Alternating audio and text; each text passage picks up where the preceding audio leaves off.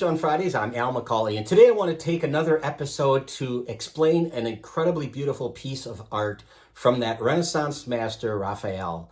And this particular image is called the Miraculous Draught of Fishes. And of course, this painting is telling the story of Jesus' call of the disciples. Now, we see this in the three synoptic gospels. It's not in John's gospel. It's in Matthew 4, it's in Mark 1, and Luke 5.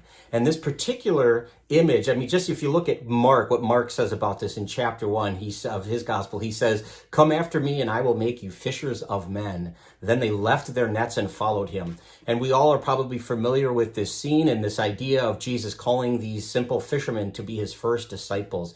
But I love this painting for one particular reason. I like it for a lot of reasons, but there's one particular reason that I think is a lesson, a takeaway when we look at something this magnificent, because there's a lot to take in. But just to set the scene a little bit, if you look at this painting from left to right, you see Jesus on the left sitting down, kind of calm, and the first person that's coming to him is Peter. Now, this is right after the moment where Jesus has said, "Go back out, you've been fishing all night, go back out, cast your nets out again."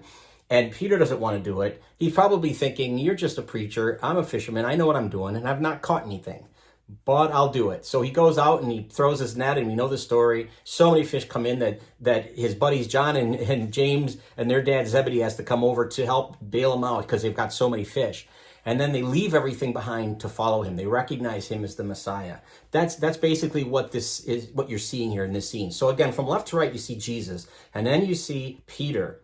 And then you see Peter's brother Andrew, because they're brothers, they're in the same boat. And then the next boat shows John and James, those brothers. And then to the far right is the older man, that's Zebedee, John and James's dad. And that's who's in this, up front at least, who we're seeing. And what's fascinating about this is the way Raphael has put them, has painted them. I don't know if there's any order per se, other than that's the order in which Jesus calls them. It's Simon, it's Andrew, and then James and John. But I think if you look at each of these characters, and including Zebedee, they're all looking at Jesus. They're all focusing on him. They're recognizing something in him, that he is the Messiah, that he's the one that they've been waiting for.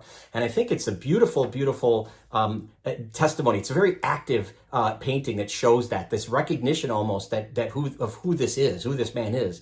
And you can almost wonder, you can almost hear Peter just about to say, "But depart from me, Lord, I'm a sinful man." But this is the moment they're being called, and they're all looking at Jesus. Now, what I think is the most important part of this painting, this is just for me, is if you look in the background, you see on the shore, on the way background, you see a bunch of very indistinct people. You can't really make out who they are, but you see a whole bunch of people there on the shore. It's almost as if they're maybe aware of what's going on. They might have heard the commotion, and they see these crowds have gathered to see what's going on. But I think the way I look at it is this. It's Jesus is saying, "Come to me, you disciples, come to me, because what you're going to do is go out to them. You're going to go preach to them. You're going to be fishers of men to those people." And I can't help but think about how that is true of all us, all of our lives as Christians, as Catholics, that we are invited to come to Christ so that we can go to others.